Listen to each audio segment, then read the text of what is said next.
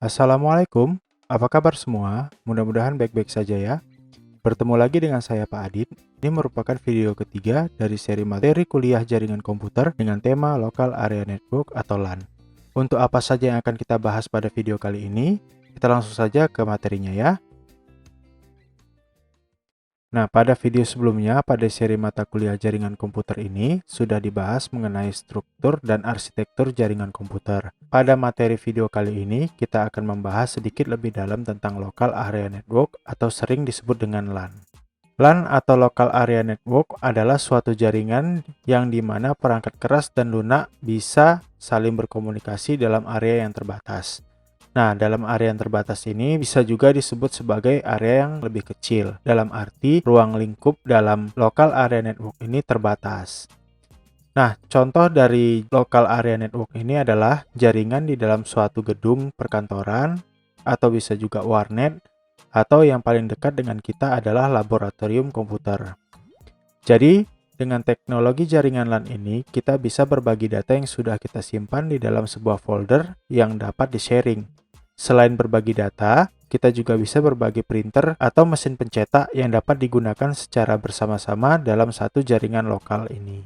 Umumnya, LAN menggunakan teknologi kabel yang disambungkan dengan perangkat switch atau hub dan router, di mana teknologi ini juga menggunakan IEEE 802.3 Ethernet dengan kecepatan transfer hingga 1000 Mbps. Perlu diingat, Mbps ini bukan merupakan megabyte per second, tapi megabit per second. Coba diingat lagi tentang sistem bilangan.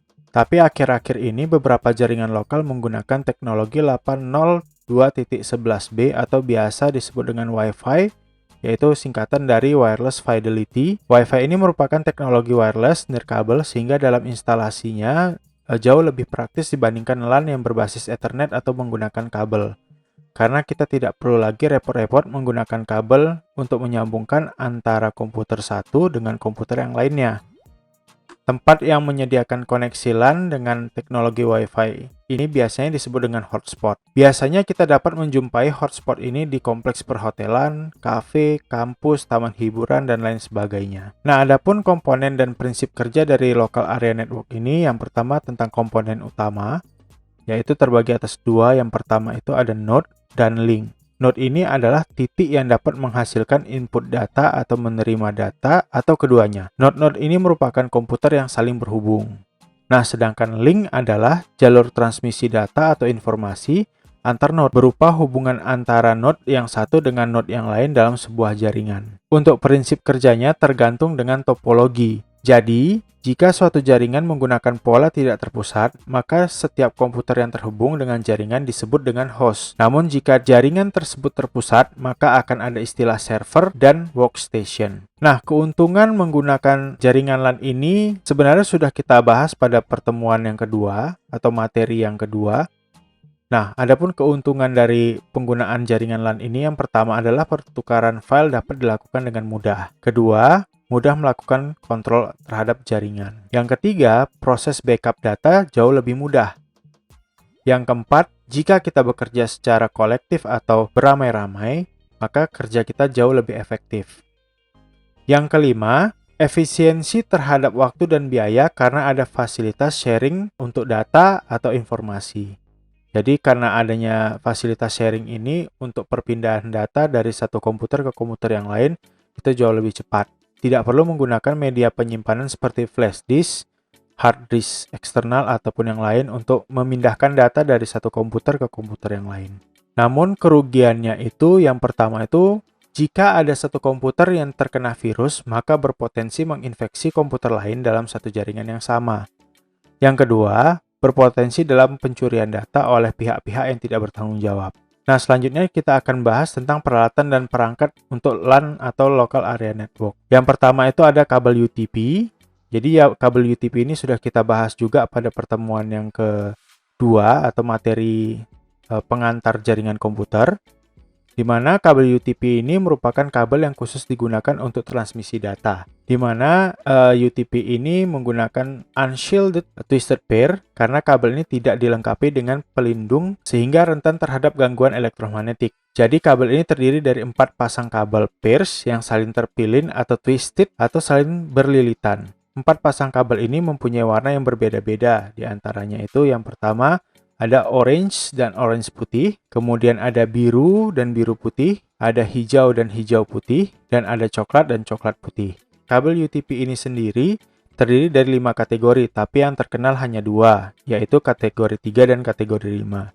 Untuk kategori 3 mempunyai kecepatan transmisi data sampai 10 Mbps, dan UTP dengan kategori 5 mempunyai kecepatan transmisi data hingga 100 Mbps. Nah, selanjutnya komponen yang kedua itu ada konektor RJ45.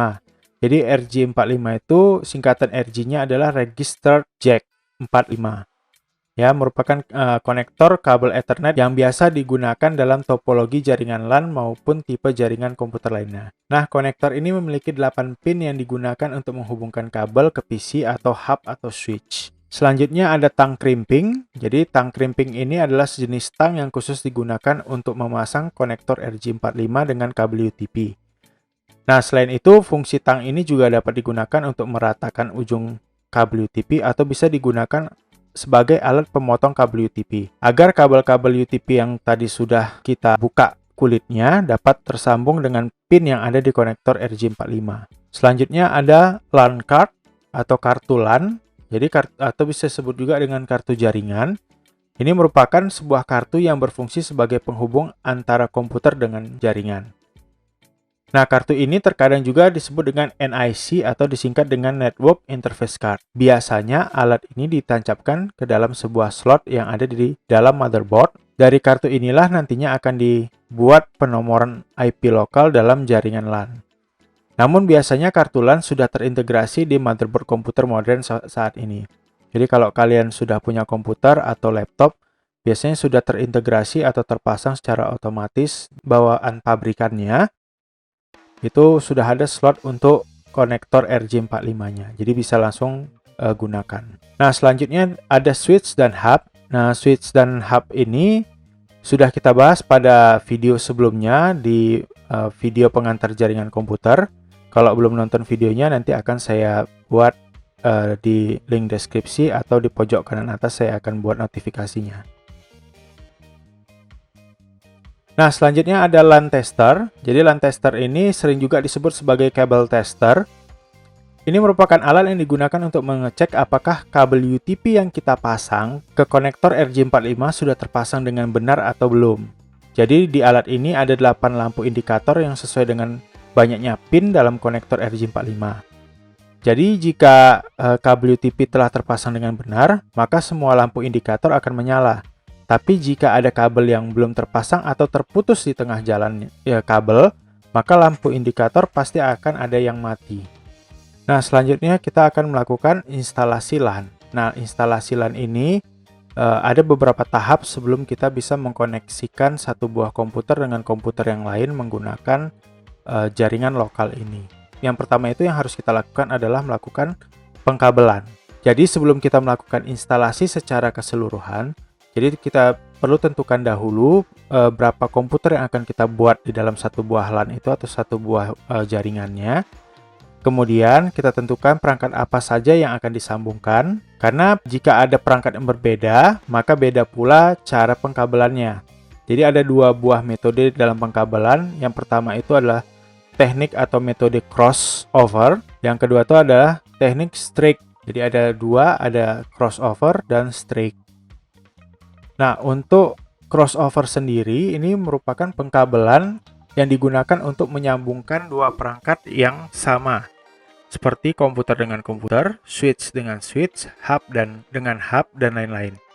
Jadi jika ingin membuat jaringan LAN dengan 2 komputer atau jika ingin menyambungkan 2 buah hub atau router, maka kita harus menggunakan kabel cross ini. Untuk urutan pewarnaan kabel menggunakan konfigurasi T568A di sisi yang satu dan T568B di sisi yang lainnya. Nah, untuk pewarnaan konfigurasi T568A ini urutannya warnanya adalah orange putih, orange, hijau putih, biru, biru putih hijau, dan coklat putih coklat. Sedangkan untuk yang konfigurasi kabel T568B. Urutannya adalah hijau putih hijau, orange putih biru, biru putih orange, dan coklat putih coklat. Selanjutnya itu pengkabelan menggunakan metode strike atau strike through. Pengkabelan menggunakan metode ini atau teknik ini biasanya digunakan untuk menyambungkan dua buah perangkat yang berbeda. Ya, seperti contohnya itu komputer dengan switch, komputer dengan modem, komputer dengan access point, dan lain sebagainya. Nah, untuk urutan pengkabelannya itu sendiri menggunakan konfigurasi T568A untuk kedua sisinya. Setelah proses pengkabelan tadi selesai, langkah selanjutnya adalah melakukan instalasi terhadap masing-masing hardware dengan cara memasang kabel yang sudah kita buat tadi dengan perangkat-perangkat seperti komputer dan switch atau hub.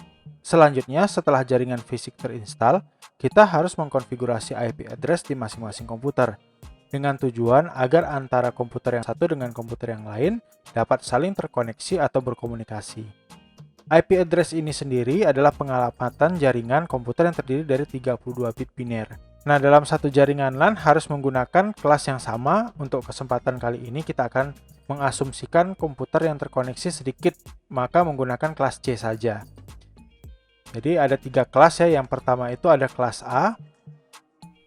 Itu dimulai dari 10.x.x.x di mana xxx-nya itu nanti bisa kita masukkan nilai atau angka-angka jumlah hostnya dengan subnet max-nya itu adalah 255.000.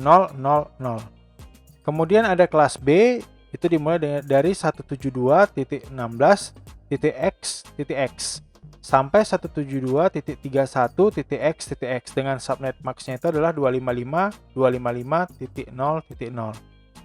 Nah, selanjutnya ada kelas C, itu 192.168.x.x dengan subnet max-nya itu adalah 255.255.255.0. Jadi kita asumsikan aja tadi karena komputernya sedikit kita menggunakan kelas C. Jadi kelas C ini mampu mengkoneksikan host atau komputer hingga 254 komputer. Jadi kita menggunakan IP 192.168.x.x ya dengan subnet max-nya 255.255.255. Jadi dalam satu buah alamat IP itu tidak boleh ada dua buah komputer atau dua buah host dengan IP yang sama. Itu mengakibatkan IP konflik atau IP-nya bentrok. Jadi tidak bisa terkoneksi di dalam jaringan. Biasanya kalau misalkan kita menggunakan sistem operasi modern seperti Windows, Linux, jika kita ada satu buah jaringan atau satu buah LAN, itu kita koneksikan menggunakan IP kelas C, tapi di dalam jaringan tersebut ada dua buah komputer atau host yang memiliki IP yang sama, maka sistemnya akan mendeteksi atau memberikan notifikasi error di Windows. Misalkan kita menggunakan Windows. Jadi di situ muncul langsung ada tulisannya IP konflik, menandakan bahwa ada dua buah IP yang sama dalam satu jaringan. Nah, kira-kira jika ada yang kurang jelas atau kurang paham mengenai materinya, silakan tinggalkan komentar pertanyaan di kolom komentar di bawah ini atau kita bisa diskusi di grup Discord ya. Jadi sampai sini dulu video kali ini. Tetap jaga kesehatan, hindari keluar rumah, rajin mencuci tangan, dan makan makanan yang sehat dan bergizi. Dan jangan lupa like video ini, komen, dan subscribe. Akhir kata, wassalamualaikum warahmatullahi wabarakatuh. Sampai ketemu lagi di video selanjutnya.